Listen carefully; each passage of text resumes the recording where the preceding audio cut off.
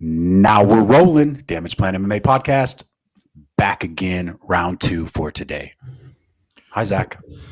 Hola, ¿cómo está? Early morning podcast, and now we have a afternoon podcast. Yes, we do. Yes. We're going to have a lot of podcasts coming up with the local fights starting back up again. I'm pretty stoked for that. Yeah, we are. There's so many good fights, and then Steelfish just dropped that they are going to be doing fights May 1st. I saw that. Yes. Okay. You just don't even go there, Zach. You're going to get in trouble. You'll sleep on the couch tonight. I know it's going through your head. Don't say it. Oh, I'm not talking about myself. I would not even be thinking that right now. It's crazy talk. That would just be crazy.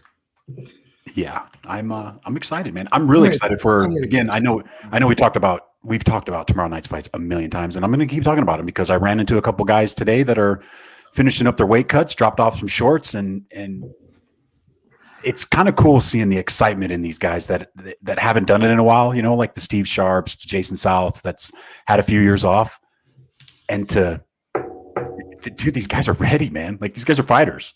They're fighters. They fight. It's in their DNA, dude. That's the other thing. Like I look at guys like that. I'm not wired that way in a sense.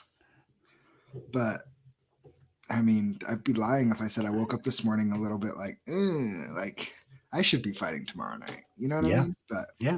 In matter of fact, I ran into your former opponent this morning too, because we delivered his shirts for him. It's looking good, looking lean, looking ready. It's man. Best of luck to him. Yeah, it's cool. It's cool to see those guys in their element, you know, and just, you know, they're cutting weight, they're sweating, but they're laughing, telling jokes. If I have another weight cut, you should come do it with me. All right. Can I drink water while I'm doing it? Absolutely. You should. You're gonna pass out if you don't. I probably will pass out anyways. That's the beauty. Like March 12th for the Steel Fist guys. I have a couple guys from my gym that are gonna need some help cutting weight. And one of them is one of my good buddies, and like I don't mind going and helping people cut weight, but I am drinking water the whole time, and we do it at a Vasa that has a hot tub and a pool. Yeah, and I am in and out of that pool, cooling down and chilling out. It's good when you're cutting weight though. Like I don't get in the pool until I'm done cutting weight. Like when I'm on weight, then I get in the pool, cool my body down, and it feels amazing. But I'm helping them cut weight while they're in there when they're on their breaks. Yeah. Usually sitting in a hot tub trying to keep their body temperature up out of the sauna. I'm in the pool cooling down again before I got to go back in, and I'm drinking water. So I've never done it before. I'll have to try it out. That'd be fun. I don't know if I should say fun is the right word, but helping people's not bad. Shout out to Phillips Martial Arts, always tuning in. Hello, Hillary, Mrs. Partridge. Hello. Hi, babe. Jackson. It was a joke, babe.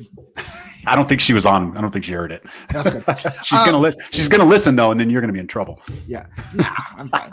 It was a joke. It's a joke, babe. Ha ha ha. It's just for production, just for the show. It's all it is. Yeah. I'm fine. Jackson's come and cut weight with me before. Has he really? Yeah. I've never. Jackson was my homie for one of my weight cuts. Came and did that with me. I've never had to do it. It wasn't a bad one though. It wasn't a bad one. Never had to do it. So yeah, I'd try it out. It's fun. Good time. Should we talk about this card tomorrow night that neither one of us are going to be able to watch because we're going to be watching local fights? All 10 fights. There's only 10 fights. Yeah, we lost 9 canceled. 8 or 9 canceled now. That is cool. 1, 2, 3, 4, 5, 6, 7, 8. But yeah, 8 fights canceled. That's a little wild. COVID. 3 of them were COVID. Yeah. I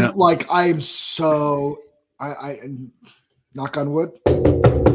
I'm so anxious for weigh-ins and COVID test tonight for the Fierce guys. Just get it over with, man. Well, I won't say who it is, but somebody tested positive that was supposed to be cornering somebody, and I know they're not going to be able to make it tonight because of it, which I don't think they planned on it anyways, but yeah. Oh, just a corner though? Yeah, just a corner. It was just a corner.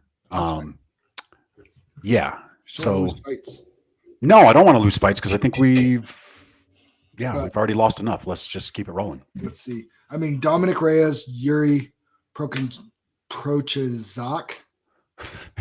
I didn't practice that. I'm not even going to try it. I'm going to call him Yuri. Yuri. He was super impressive. I was super excited for that fight. Lost that one. The William Knight, Alonzo Menfield fight, I thought would have been really fun.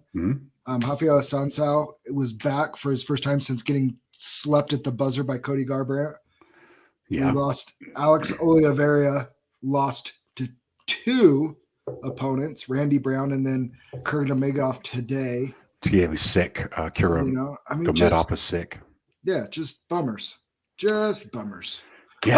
But we still got 10 fights, and I'm not going to lie. You look at this card, and this is a card you're like, it's kind of underwhelming, which also probably means there's going to be some It's going to be a good fight night. It always is. It always works that way.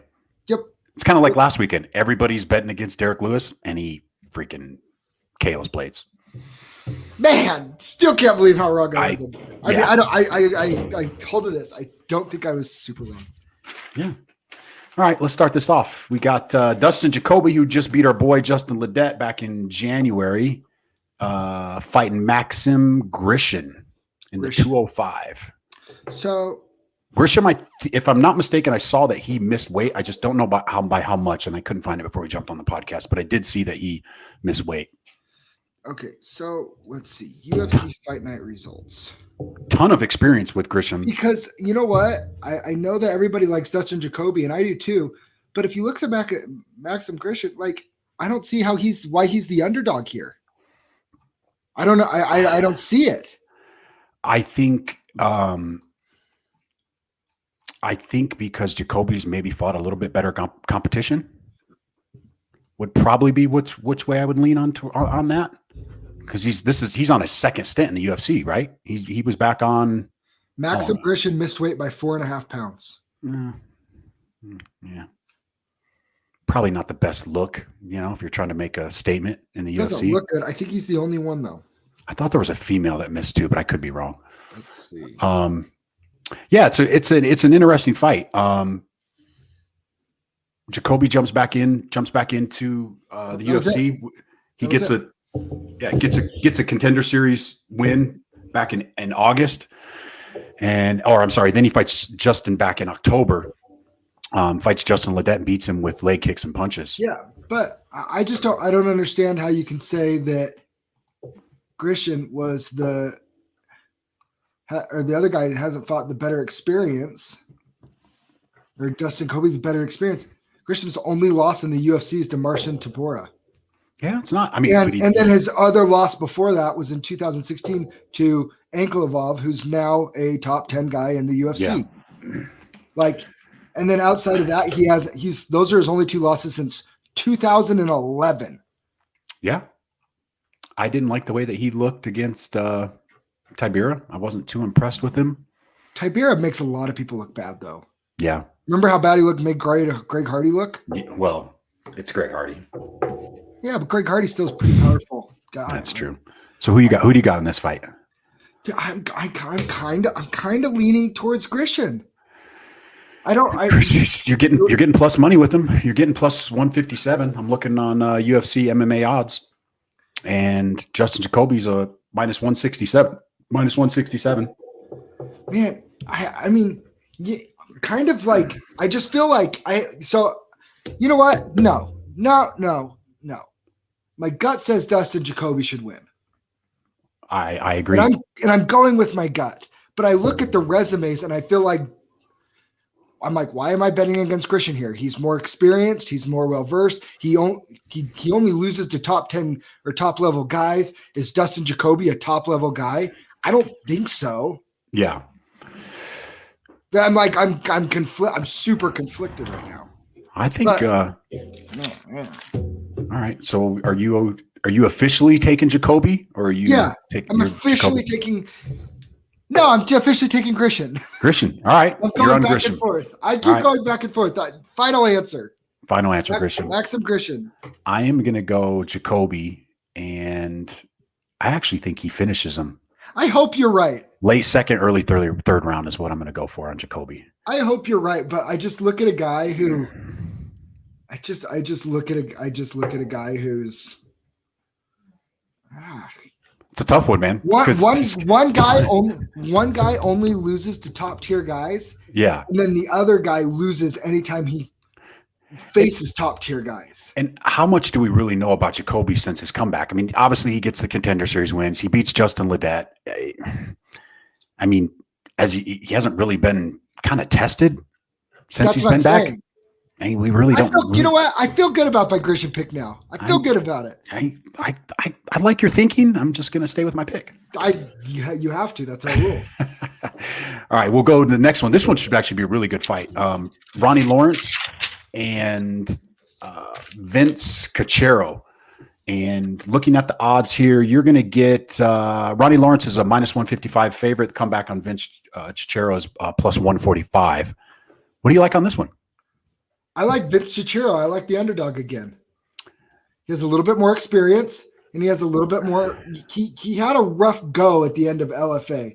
He was doing really good and undefeated, then ran into our friend Casey Kenny. Yeah, who's a stud. No joke, right? Yep. And then lost a close split decision. Yeah. Okay, that doesn't bother me too much. Then gets a win in LFA. Yep. And then gets a close decision loss to Jamal Emmers. On short notice and a weight class up. And a weight class up. Yep. So I like the experience, and I like the experience level. I look at Ronnie Lawrence. He's making his UFC debut after getting a Contender Series unanimous decision win. Yep. One LFA fight. His other time on the big stage Bellator, he lost. It's a coin flip, man. So I'm taking the value with the underdog. You just took the words right out of my mouth. I was going to say the same thing. I would say from a betting perspective, you take the dog. I think Ronnie Lawrence is going to eke out and probably win the fight. But if I'm betting on this, I'm taking Vince Cachero all the way. I like it. Should be a banger of a fight, though. All right, next up we got Alexis Davis and Sabina Mazzo. Are we keeping with the theme with the underdogs on this one? I'm not. Let me hear your thoughts, and then I'll tell you mine. Alexis Davis obviously has the resume. Yes. I've noticed, but she's 0-3 in her last three. But, I mean, lost to Caitlin Chikakian. Good fight. Good fighter. Jennifer Maya. Good fighter. Viviana Araujo. Great fighter. But she does hold wins over a split win over Liz Carmouche. Lost to Sarah McMahon. Lost to Ronda Rousey. Who cares? Everybody. That's when Ronda Rousey was beating everybody. I look at her and she's just experienced. This is old school versus new school in women's MMA, right? Yeah. You're fighting the lady who's 36 years old. She's been around forever. She's fought everybody, including Ronda Rousey. Yeah. She's the veteran facing the young lion. And, there's levels to this. And we say that. I feel like when you're in women's MMA, though, there's a new breed of girls that are coming. And I think that they're a little bit different. And I think they're more the makeup of like Macy Barbers and what's the girl that the redhead girl with the huge arm tattoo that we like, the jiu-jitsu specialist, young girl. You know what I'm talking about? Yeah, and I just lost my train of thought. I was thinking about the girl that fought last week that came in, went on her UFC young debut, girl, and yeah, killed it. And we're seeing these new girls coming in and killing it. And this girl too. It's not like. And by the way, this girl, Mazzo, she's big. She's big, and it's not like she's not tested herself. She went 4-0 in LFA, lost her UFC debut, and then beat Shauna Dobson, got a split decision win over JJ Aldridge, and then beat Justine Kish, who's an experienced fighter in her own right.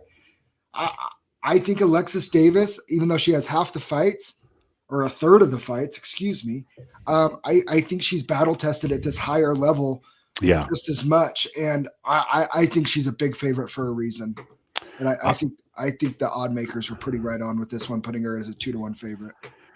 I don't necessarily know if I agree with that.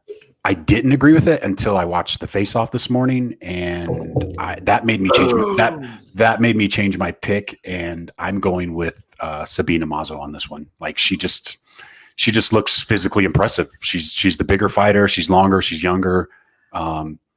And let's face it, with these fights like this, with a girl like this that doesn't have a ton of experience like Alexis does, she is moving up. By the way, is she?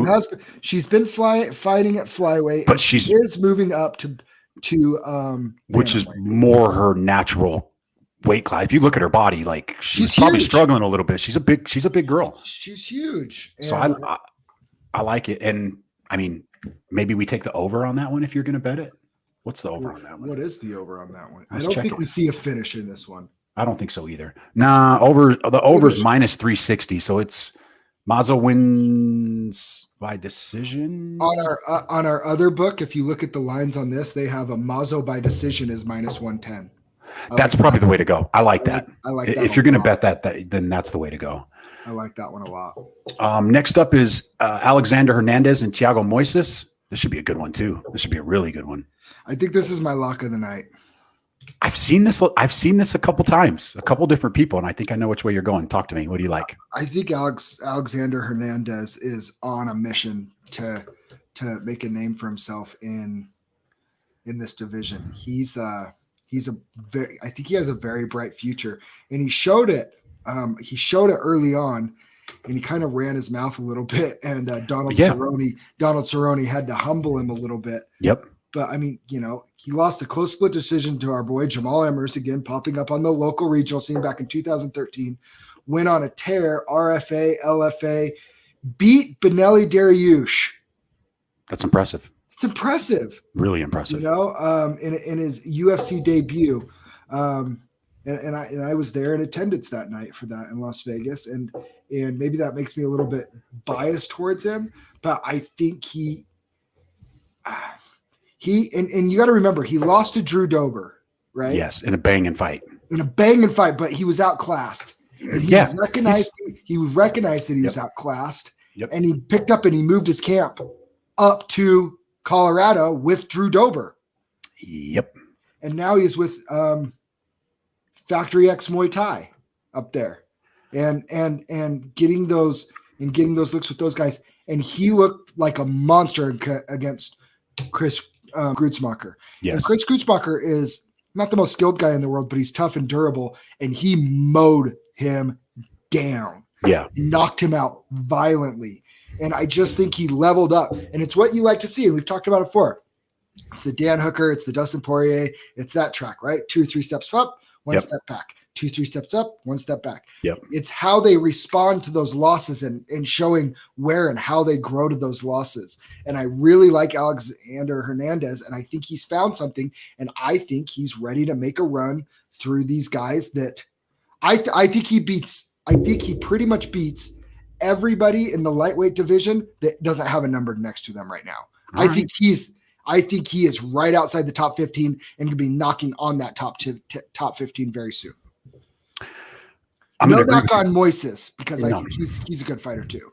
I was impressed with his post-fight interview that he did, Alexander Hernandez, and he talked about some of that growth and some of those earlier fights where I was just trying to knock people's heads off, and he's like, I've learned that I need to be a little more patient, and I like where his head's at. Thiago Moises, he got that win against Bobby Green, and I bet on him to win that fight, if I'm not mistaken.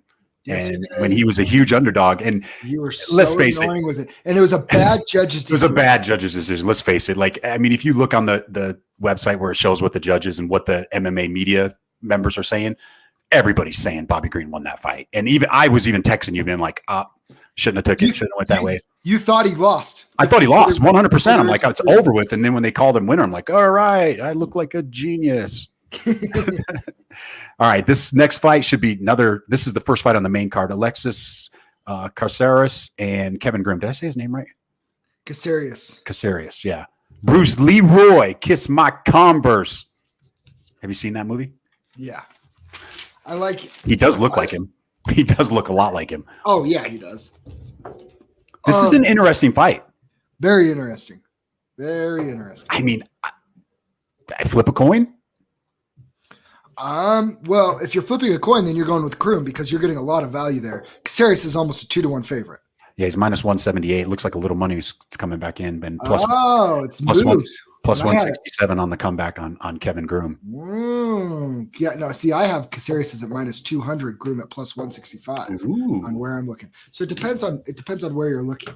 I am on bestfightodds.com. So I'm getting them from every 5 Dimes, Betway, Bookmaker, Bet Online, Bet365, Bovado. I got all the top bookies, and it looks like there's still some Bookmaker has them at minus 210. Bovado has them at minus 210. It looks like pretty much everybody has them at minus 210 except for 5 Dimes has them at minus 178. I just want to point something out. Our boy, he got introduced to the UFC by losing to Michael Johnson on season 12 of The Ultimate Fighter. Just to give you a mind frame, season 12, TJ Dillashaw, his season was season 14 of The Ultimate Fighter. He's been around for a long time. He's officially made his UFC debut and lost in the finale to Michael Johnson in 2010. He's been in the big leagues for 11 years. Wow. Do I feel confident picking a guy who's been in the big leagues for 11 years at – hold on. He's been in there for 11 years, and he is 32 years old, okay? Yeah. So he's been in there since he was 21, fighting tough guys. Uriah Faber lost, but I'm talking about the level of competition he's seen. Oh, yeah. Sergio Pettis, Uriah Faber, Cole Miller, Yar Rodriguez, Jason Knight. Yep. I mean, I'm like, man, he's been around a long time, and he's been in there with everybody. And then I look at Kevin Grom making his second UFC fight, which he should be 1-0 in the UFC. Right? Let's face it. Right? They did him dirty. He's 33. Yeah. He's older. Yeah, that's crazy. The hard-hitting hillbilly. I've seen some people coming in and they like Groom here. I have a very hard time going against the UFC vet who's looked phenomenal in his last 3 fights. Really his last 5, he just got caught by Crone Gracie, who's obviously a jiu-jitsu specialist. Yeah. You know what? I like this. I like Bruce Leroy in this one. I like him to win this fight. Originally I was looking at it, and Kevin Groom, I'm not going to say he's young, but he's kind of an upper coming in the UFC. He loses his UFC debut by, it's a short notice fight. They called him to take the fight. He told the UFC he'd been smoking weed. They said, don't worry about it. Take the fight anyways. He takes the fight, wins the fight, and then the athletic guillotine is a huge underdog. And then the freaking athletic commission's like, oh, you popped for weed. It's like, well, wait a minute. He was upfront with all this stuff, and you're screwing the guy for it's. So there's a certain other local, I don't know, not local, and I can't say names here because I was asked to keep this to myself. Yeah. He's trying to get back towards the UFC. UFC, and he was supposed to take a fight with the UFC. And they asked him to disclose everything, all the substances he'd been on. Yeah. Kind of same thing. And he told and he was just trying to be honest and upfront, even though, for the last 6 months, anything you've taken for the last 6 months. So he just started listing everything because he obviously wasn't in the drug testing pool. Yeah. And they said, oh, you take this from Walmart, you can't fight. And they pulled him off the card. And he's like, wait a second. Like, I haven't been in the testing pool. It wasn't illegal for me to take it that and he goes, and it was out of my system. He wouldn't have tested for it. So if he would have left it off, so him by being honest is what cost him. It's like, man, I don't know. Common sense, man. That's a whole nother podcast, but USADA's got to chill with some stuff. It's ridiculous. Maybe I'll have to should I make a call to my in-laws? Yeah. Dude, my in-laws are so awesome. Shout out to my in-laws, Sean and Skip out in California. They work for USADA, and they get to go and test all the Team Alpha Male guys that compete. They're there at least once or twice a week. And they talk about all the fighters there, how awesome they are. They all say they're going to come on our podcast. Nobody comes on our podcast from that gym except for Tyler Diamond. Tyler Diamond, that's our guy. That's our Team Alpha Male guy. Yeah. We tried to get a couple other guys on there. Max said he would, man. I don't want to beg these guys to come on. It's like, Andre Feely. Hey, Andre Feely. Get Cody Garbrandt out. Hey, you know what? We don't need to beg these guys to come on. You're going to be asking us to come on soon. So yeah, we got Juliana Rosa to come on ours. Oh man. All right. So next up, we come on ours anytime. We got Angela Hill and Ashley Yoder. I'm going with Yoder. You stole my pick. I'm solely basing this off of Tapology. I'm going with Angela Hill. Why? Why, Zach? Tell me why. She already beat her once. I know. And made it look easy. Go watch that fight. You lied to me. You said you were going to go Ashley Yoder earlier. I was going to go Ashley Yoder because I've seen her in person, and I've always felt bad because Ashley Yoder got robbed when I saw her in person. She fought Mackenzie Dern. Oh, yes, I remember. Lost a split decision that she clearly won 2 of the 3 rounds. It was the most bogus thing ever. And then she won a couple fights. I'm like, yeah, she's on the right track. But here's the problem with Ashley Yoder, and I do like her. She's never not gone to the judges in the UFC. What do we know about the UFC? Judges are wrong all the time, and they're horrible. Ask Angela Hill. She's gotten hosed on a couple. Yeah, she's 2 split decision losses in her last 2 fights. That I thought she won both of them. I really did too. I mean, yeah, I'm going to make a case with her. She should have won both of those fights. And you know what I like about Angela Hill too? When she gets the opportunity, she finishes fights. She does have some finishes. Do you think Ashley Yoder does not? Do you think she warrants the almost 4-1 odds? No. Would you be willing to lay down $365 to weigh 100 on her? I would not bet anything near this fight because I'm almost positive it goes to a decision. And I don't trust judges. Yeah, if I'm positive a fight's going to the decision, and on this I would say I'm positive that they're going to a decision. Yeah. I'm not trusting the judges with my money. Why would I? Your Hill by decision is -175. You're plus 525 with Yoder by decision. It's not out of the question. Not out of the question at all. Especially with judges. Yeah. I'm taking Yoder. And okay. I'm not gonna other than from the Tapology picture. That's the only reason I'm giving you guys. You're ridiculous. I know, ridiculous. It's our podcast. Instagram, I can say whatever I want, Zach.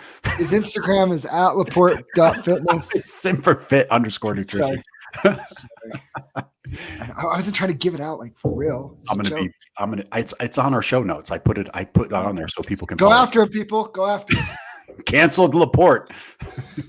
I'm definitely not making pics off of pictures because Angela Hill looks like she could be on the next Trolls movie. But her and Alexis Caceres are brother and sisters. If you look at their pictures on Tapology, so ridiculous. They literally look exactly the same. They can be that far. All right. I won't. All right. This next one should be a banging fight. Pedro Muniz and Jimmy Rivera, the young Punisher. Who do you like, man? I love Jimmy Rivera. I know you do. I love Jimmy Rivera. When did they fought back 5 years ago, 6 years ago, 6 years ago, almost 6 years ago? On a split decision. Fight. But I just when I look, okay, so how many Jimmy Rivera loses a split decision back in 2008, his second fight. He does lose an exhibition against Dennis Bermudez to try and get into the house for the Ultimate Fighter. Yeah. And that was a great fight. But that's an exhibition. I think he wins 22 straight fights before he loses to Marlon Moraes via head kick. Right? Won a lot, yeah. He's quite a few. And then he beats John Dodson, another season 14 of the Ultimate Fighter, but then loses by decision to Aljamain Sterling and Peter Yan, who those two are like machete machines right now, finishing everybody. Yeah. Couldn't finish him. His 3 losses in the UFC are to 3 of the top 5 guys in that weight class. And he's coming off an impressive win against Cody Stamann, too. Impressive win. Knocked Cody Stamann down back a couple rungs. Cody Stamann was training with our guest this week, Aleko Poinar, was training with Cody Stamann. Mm-hmm. That's right. What's up, Tanner? See you at the fights tomorrow, hopefully. What up, big dog? If you didn't get tickets, you can't get them now. But I look at Pedro Muniz, he lost a tough fight to Frankie Edgar. Very close. That was split decision. Maybe some iffy judging there, but I like Frankie Edgar, so whatever. Aljamain Sterling. And then he lost to John Dodson, who Jimmy Rivera beat. MMA math doesn't work. I know it doesn't work because he probably has some of the most He has a super impressive win over Cody Garbrandt. Cody Garbrandt, that's a good win. They were banging in that fight. He could take a punch, man. They were cracking in that fight. They're cracking. There's so many guys at the top tier, and it's just minuscule. But Jimmy Rivera has proven to be as durable and as tough, as durable and as tough of a bantamweight as there is in the UFC. And a guy who wins 22 fights and then his only 3 losses are to top 4 or 5 guys in that weight class, I got to go with him. I'm going with the young Punisher, even though he's not young. He's actually the older fighter in this fight. You're going to lose. El Terror is going to take that. What's the odds on this? I think it's pretty close. It's pretty much a coin flip. And you're going to lose. Pedro Muniz is plus 125 and minus 145 on Rivera. What is Vegas saying? Definitely going over 1, definitely going over 2. Says you're going to lose. Look, Vegas thinks this is going to a decision. Minus 260 to go decision on this fight. Pedro Muniz by decision. That's my pick. I'm riding with it. Okay. Next up, we got Montana De La Rosa and Myra Bueno Silva. Who do you like in this one, Mr. Partridge? It's tough because I just don't care about this fight. You know what? I don't really either. Can I just be honest? Why this is right before the co-main event? Like, is this your? I don't get it. I feel like Pedro Muniz. I feel like Angela Hill, Ashley Yoder is a funner fight than this. Yeah, I don't get it. I mean, are they giving the Elevation Fight team some love here and putting Montana De La Rosa up higher in the card? I don't know. I guess. I mean, Silva is the favorite for a reason. That's pretty much a coin flip too. I mean, she's just a slight. I just think that De La Rosa is super, super, super durable. Has not been finished in the UFC. Last time she was ever finished, Cynthia Calvillo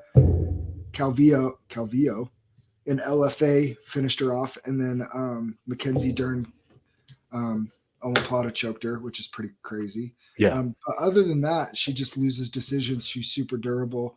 Man, I guess I'm leaning De La Rosa.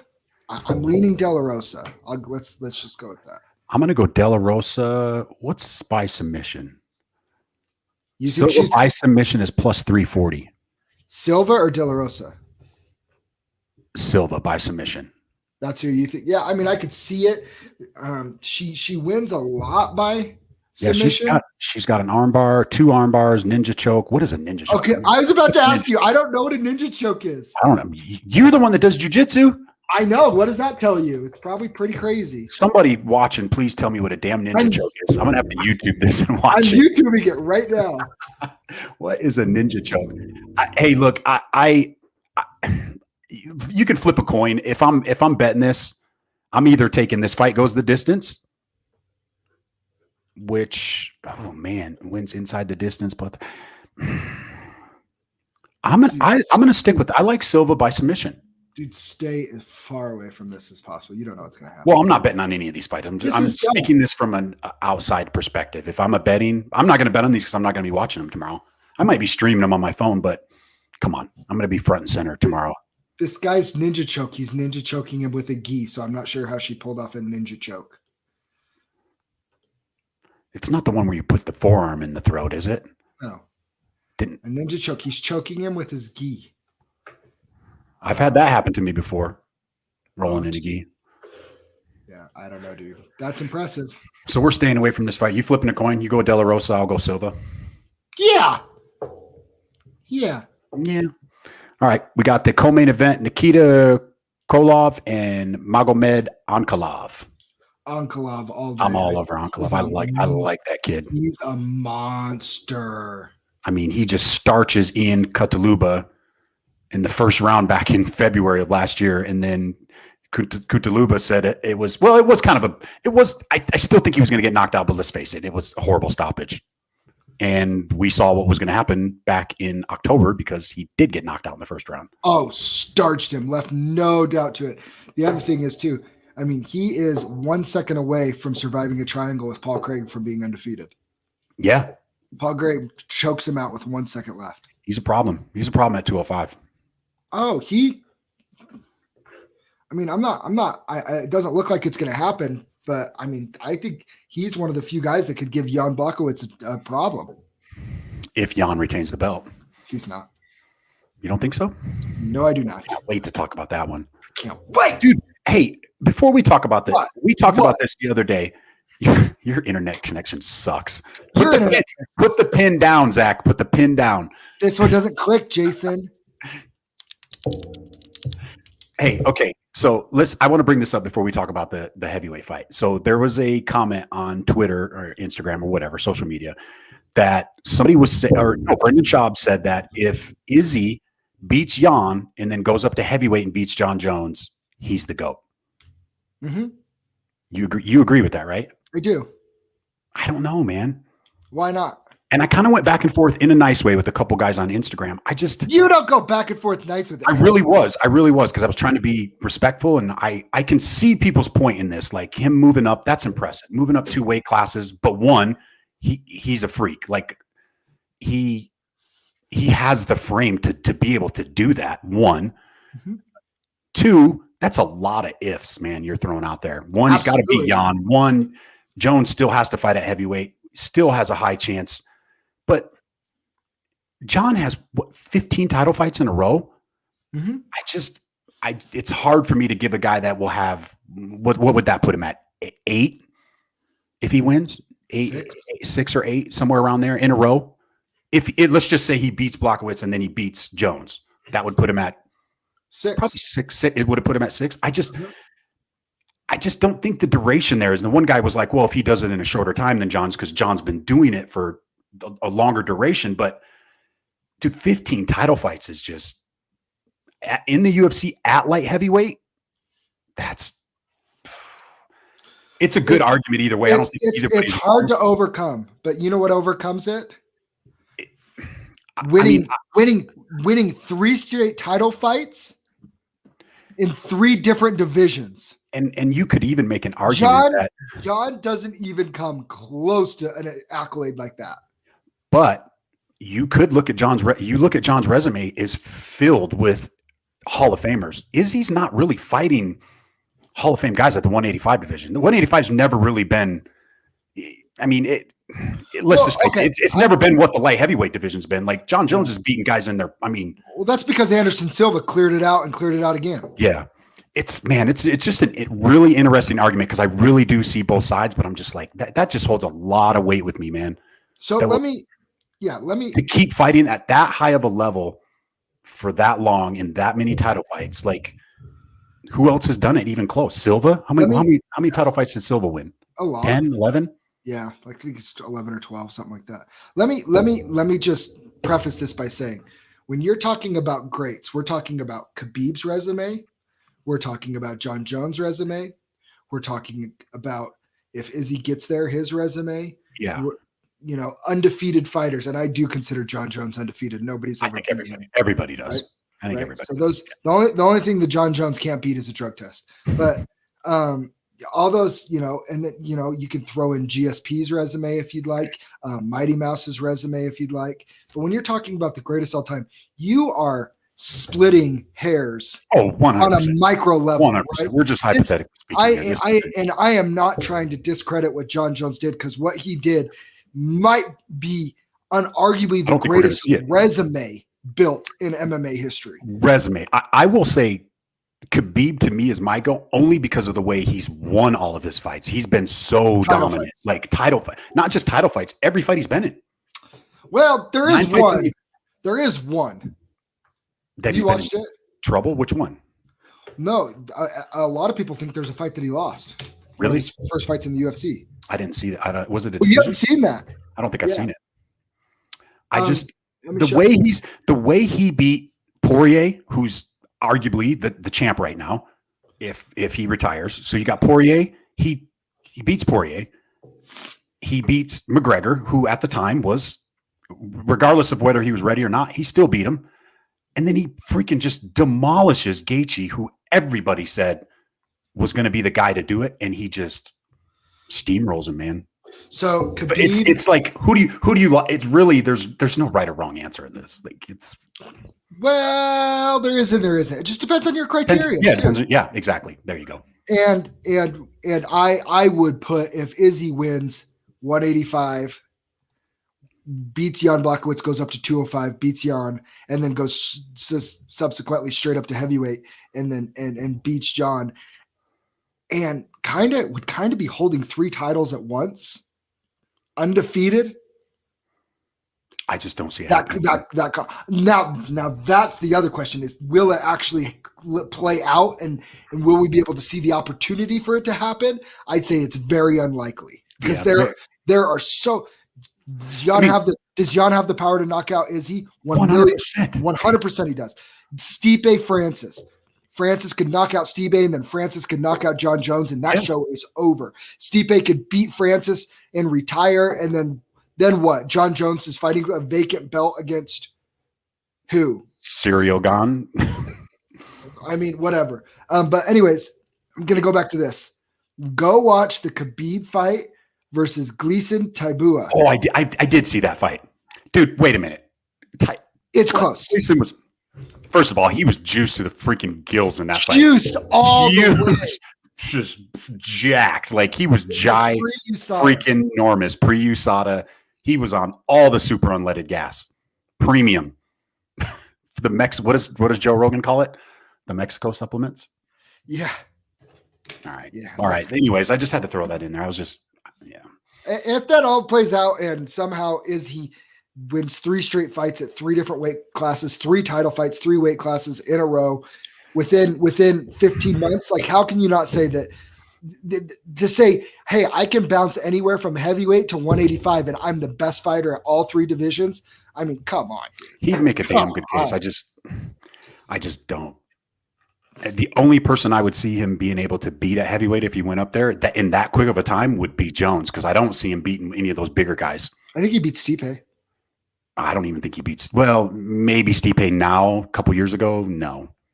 That's fair. And if Serial wins, Serial, I'm just going to call him Serial. If Lucky Charms wins, Serial Lucky Charms Gane wins tomorrow night, dude. If that guy's the champ, no, Izzy ain't beating him. John Jones ain't beating him either. I'm saying it right now. You love him.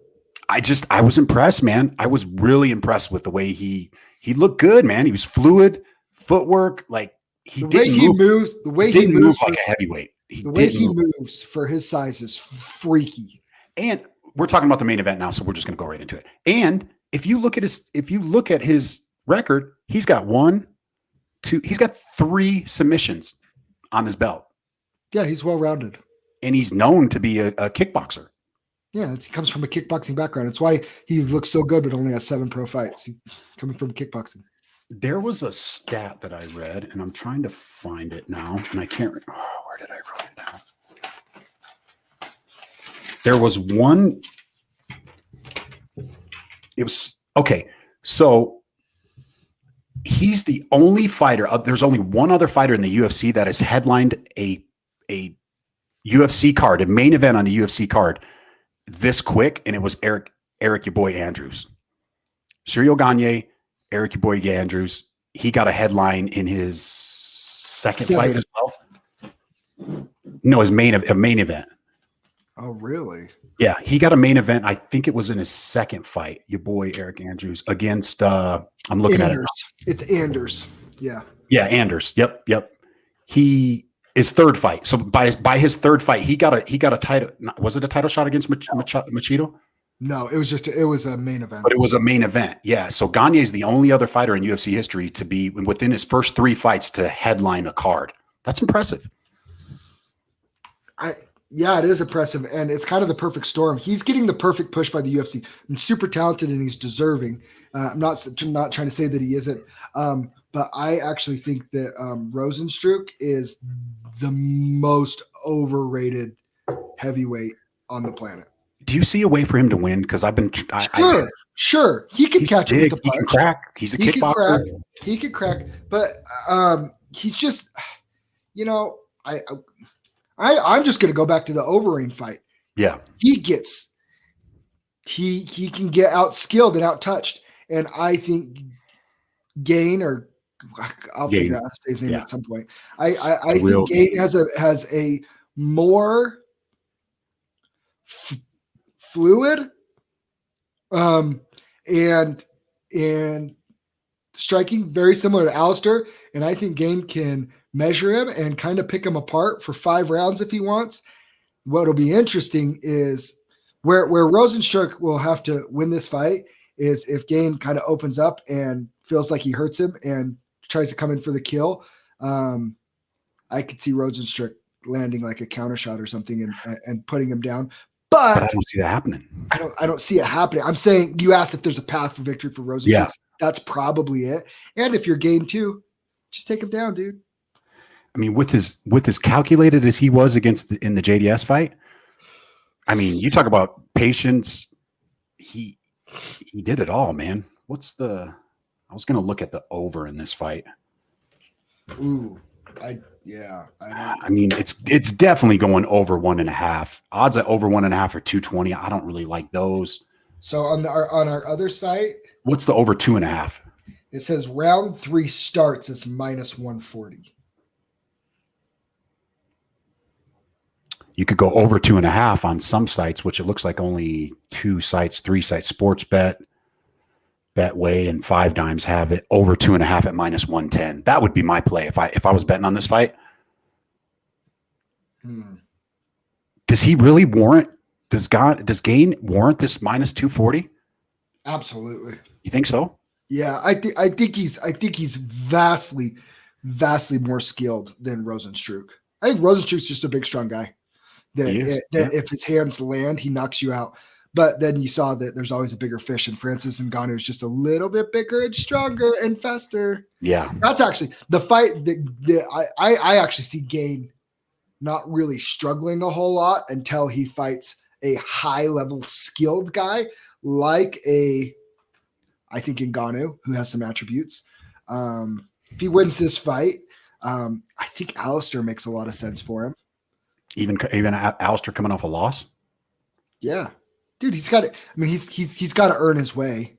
What about Derek Lewis? And then winner gets a title shot. Volkov is another one. Volkov's a great fight actually for him if he wins this fight. The winner of this should get Volkov because neither of them fought him, obviously.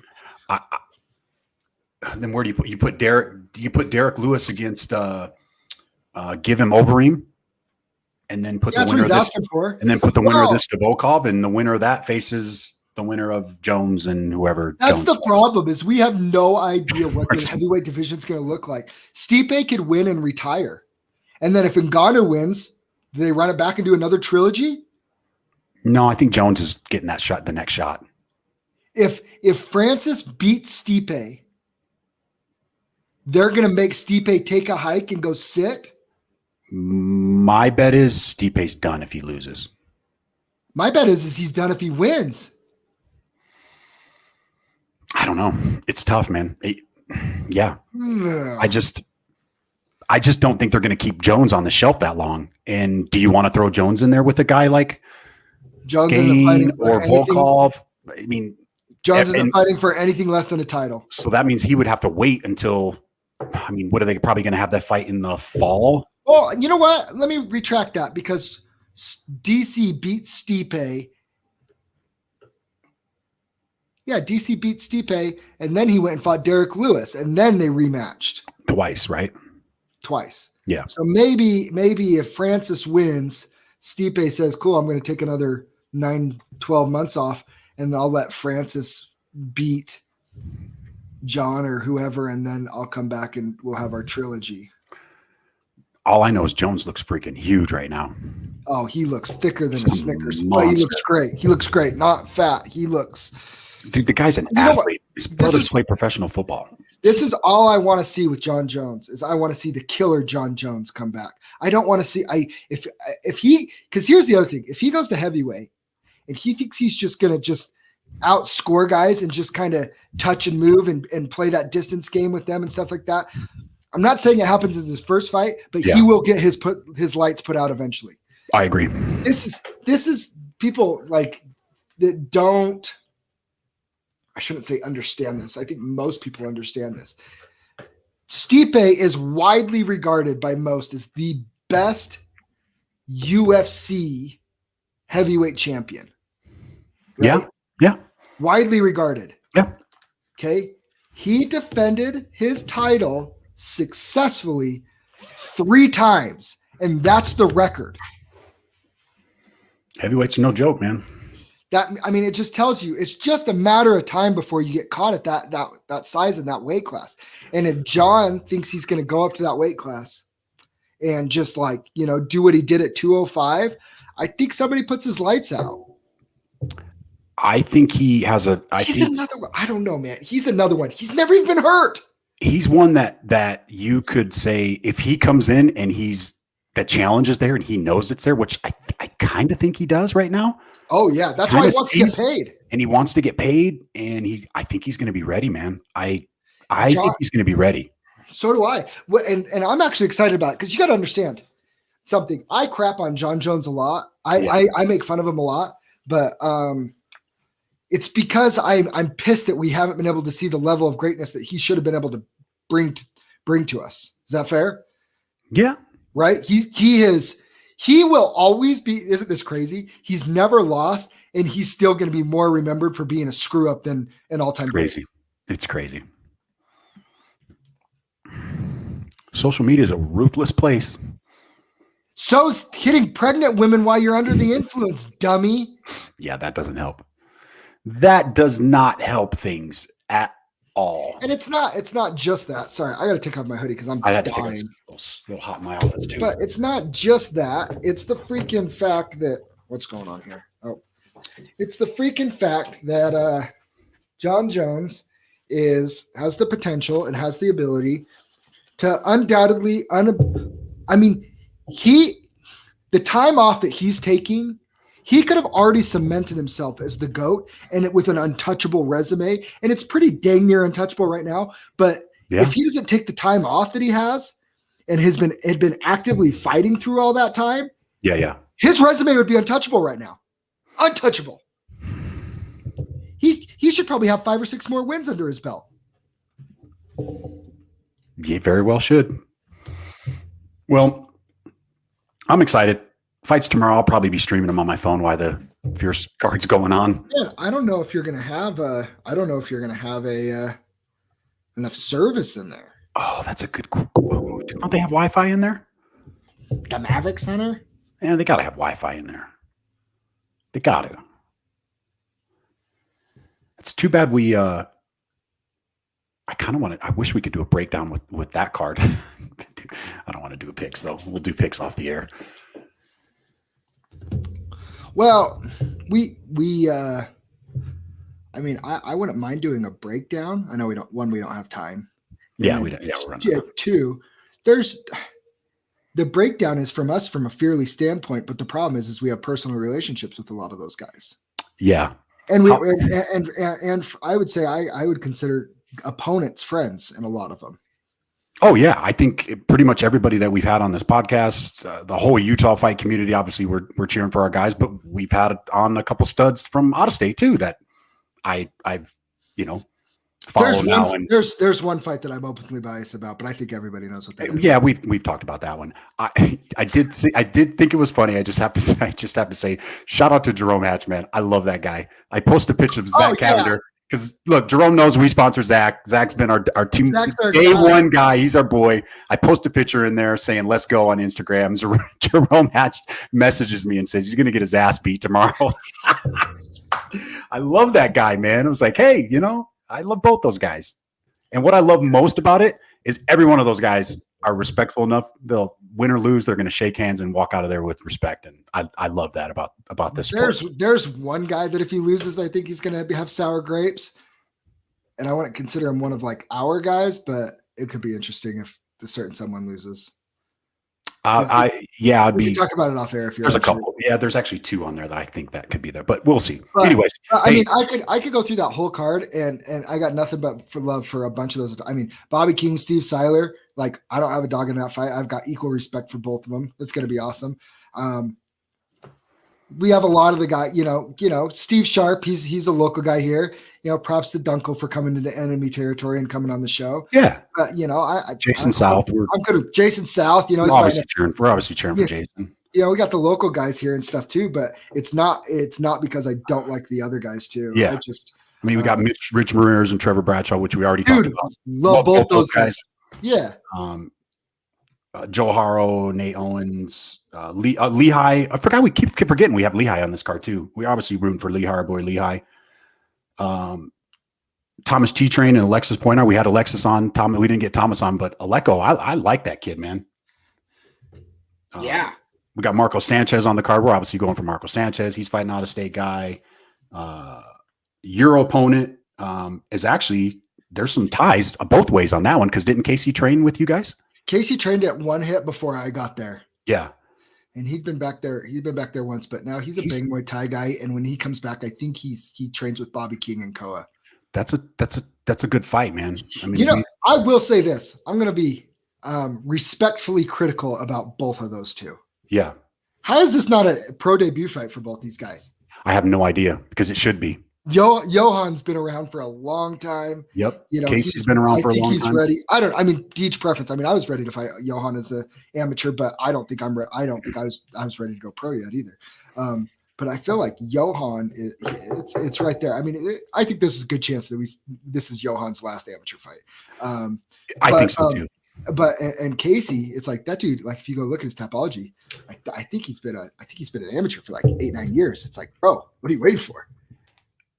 Yeah, because he's fought a lot of people too. And Casey, I mean, he's 8-3, but he started fighting back in 2013. Has a win over Brandon Royal. Really? That's not Royval. My bad. I'm like, Brandon Royal doesn't. I was like, holy crap, that's crazy. No, different guy. My bad. I got really excited there for a second. I'm like, that is crazy. No, but he's been fighting since 2013. You know what fight I'm bummed? 8 years as an amateur. The fight that I'm really bummed that got taken off was Cami Adams and Sasha Lopez. Dude, that was going to be a damn good fight. Sasha looked good her last fight. I haven't seen Cami fight, but I've seen clips of her fighting. That was going to be a banging fight, and that was supposed to start off the night. So, anyways, hey, fiercefighting.com. You guys can watch the stream. Fiercefightingchampionship.com. Fiercefightingchampionship. Listen to me and Sean O'Connell call the fights. That's going to be so dope, dude. So dope. I'm going to try and not be like a giddy kid on Christmas. Like, you're calling the fights with a freaking guy that's one of the main announcers for PFL. How badass is that? He's the guy. He's the play-by-play guy for PFL. Won their light heavyweight $1 million tournament, and by the way, fought in the UFC for a good long time. Came on our podcast. I reposted the episode. He came on our podcast last year, right before last year. He's got a huge connection with a lot of the guys on this card too. So me and him have a weird connection. Old rivalry with like my main striking coach. Yeah, striking coach. Yeah, talked about that on the podcast. You guys will have to. I like all of them. I like it all. It's good. Super excited. Well, all right, we'll get out of here for today. We will see you guys on Monday, and we'll have more fighter spotlights next week. Oh man, Monday we're going to be on fire. We're going to be talking about the Fierce card, so just tune in. Roger that. See you guys later. We out.